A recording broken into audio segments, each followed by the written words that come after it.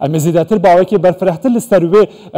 با خبر رزدار شهریار شخلر شارازای کرتا انرژی میوانه ما رزدار شهریار تو گلک خیراتی سپاس با آماده بونوا و دید او جداهی ده حق دست کمپانیان ده جداهی که زورا برجا سادی 25 نافبرا نافچین لجر ده صلات هرما کردستانی لگر جر ده صلات حکومت عراقی براستی او جداهی پیوسته کنها عراق دبیجه کو بتنه برانبر هر برمیله کان نفته ده بتنه $6 بده کمپانیای کردنا و هرما کردستانی ده کار دکن؟ لراستی دا کاکاور ام $6 تنانت بشی هیچ کام لسیدانا بشکانی و پاره هموی برهمهنان و هنار دکرنی نود دکات بشی ناکات و کمتره کۆستی نەوەد یا پێترۆل کۆست لە گشتی لە سێ مؤلفە پێک دێ پارەی گەشە پێدان کە لە دیتنەوە و دۆزینەوە و دریلینگ و ئەو شتانی کە لە کاتی پرۆژەدا دەکرێت پارەی بەرهەمهێنان و پارەی سرویس و ساپۆرتی گشتی ئەمانە بەپێی گرێبەستەکان و بەپێی ئەو شتێک کە ئێستا حالیان لە عێراق دەگوزارێکە زۆرینەی چێلگەنەوتیەکانی عێراق کەشێکی زۆر جیاوازیان هەیە لەگەڵ چێلگەنەوتیەکانی ناو هەرێمی کوردستان کەمترە مەسەلەن لە چێلگەی ئەتحاب لە عێراق کەمتر ژبێژی $6 بور زۆر لەوە زیاترە مەقسەد یعنی ئەو $6 زۆر لەوەی ناو عێراق مەبەستە بوو ناوچەکە عێراق هەن ناوچە هەنێک و خەرجیەوە هێشتا کەمتر بە $6 بخۆ دیار نەکرێ بخوا زیاتر دیار کردە ڕاز وایە بەڵەوە نمونە مەسەلەن بۆ بەسرە باشە سێ چوار دانە چێلگەی گەورەمان هەیە لە بەسرە کە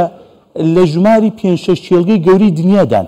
مەسەل چێلگەی ڕۆمەیلا 17 میلیارد بەرمی نەوتی تێدایە ئاستەکەی زۆر نزیکە لە ئەرزی بە کیلومتر و نیوێک تا 2 کیلومتر دەگاتە نەوتەکە هەموو بیرەکانی و نەوتێکی زۆر نەوتێکی بە API-یەکی زۆر گونجاو و بە دەریایەکی نەوتە لەو ژێرەدا $2 دەدا بە BP بابەتی بەرهەمهێنانی پەرسەندن نا بەرهەمهێنان یعنی دیڤلۆپمنت کۆست نا بەس پرۆداکشن کۆستەکەی بەڵام لێ دیارکردە بۆ ناوچەین ژێر دەسەڵاتە خۆ ناوەڕاست و باشووری عێراقی بەرامبەر هەر بەرمیلێکی بدە کۆمپانیایان لە هەرێما کوردستانی لە هەرێما کوردستان 6 یعنی شەشە نە لە عێراق نە لە کوردستان لە هیچ کۆ بەشی بەرهەمهێنان بە چێلگەکانی وا لە هەرێمی کوردستاندا هەن بە هیچ تێکنۆلۆژیەک بەشی ناکات شتێکی دیکەمان هەیە لە عێراق هەموو گرێبەستەکان بە پێی کرینی خزمەتگوزاری تەکنیکاڵە یعنی تێکنیکال سێرویسە لە هەرێمی کوردستان پرۆداکشن شێرینگ ئەگریمنتە واتە باری کۆست بۆ بەبەرهێنان بۆ بەرهێنان و بۆ دیڤلۆپمنت لەسەر شانی حکوومەتی عێراقی خۆی پارەکەی دەدا بەڵام لێرە لەسەر شانی کۆمپانیا بیانیەکانە کە هاتوون لە هەرێمی کوردستان لە ناوچەیەکی کە هەمیشە لەژێر هەڕەشە و لەژێر گوشاری حکوومەتی عێراقدا بوون کە لەوێ ئیژ مەکەن کۆستی لێبەرز کردوونەتەوە زۆرێک لە ئۆیل سێریز کۆمپانیەکانی دنیانی هێشتۆ بێن لێرە ئیش بکەن کە سعری بەرهەمهێنان لە کوردستان کەمتر بێ یعنی حکوومەتی عێراق لە ماوەی 20 ساڵی ڕابردوودا هەمیشە هەولی داوە گوشار بێنێتە سەر کۆمپانیەکان و ئەوە کۆست بەرز دەکات لە ئالیە عێراقی لە ئالیە هەرێما کوردستانê بۆچی ئەو قاس دخوازە زیاتر ژوان ناوچەیان عێراقی خەرجیە حەقدەستی کۆمپانیایان نەفتێ بۆ هەر بەرمیلەکێ بەرهەمهێنا خەرجی بەرهەمهێنان پێویستی بە ینی پێوەستە بە 4-5 دانە تایبەتمەندی چێلگەنەوتیەکانەوە لە چ ئاستێک لە ژێر ئەرزدایە بەردی شاوی بۆ دەشتی بەزەبت بە چەند کیلومتر دەگاتێ ئەو بەردەی کە نەوتەکەی لە خۆی گرتووە تایبەتمەندیەکانی چۆنە جۆری نەوتەکە ئایا نەوتێکی شلە و بە ئاسانی دەتە دەرێ بە سەهلی یان نەوتێکی قورسە و کۆستێکی زیاتر دەبا وەجگە لەوە ئەو بابەتە سیاسیانی کە دەتوانێت کۆست لەسەر بەرهەمهێنان کەواتە بەحسی سیاسەتێک کرد بیدتنەوەتە ئەوە بە سیاسی هاتیەکردن ئەف خاڵەژی بەس بەڵێ من پێم وایە ئەمە بەس بۆ گوشارخستنە زیاترە لە دانوستانەکان و لە داهاتوودا ئەوە شتە ئەسەن شتێکی تەکنیکاڵ نییە چارەسەری چییە ڕەوشەکەوەهادا دەمێکێدا ئەم بەرەف ئامادەکردنا عێراق بەرەف ئامادەکردنا یاسایە نەفت و گازێژی دچە من پێم وا هەیە ئێمە بە هەموو نیازپاکی خۆمانەوە حکوومەتی هەرێمی کوردستان بە هەموو نیازپاکی خۆیەوە ڕوومان کردوتە بەغدا و ئامادە بووین لەسەر خواستەکانی ئەوان بسازین ئێستا کاتی ئەوەیە کە دۆستانی نێودەوڵەتی و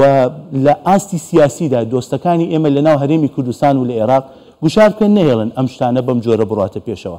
چون ئێمە لە بودجە بینیمان بودجێ داهاتە دیارکردن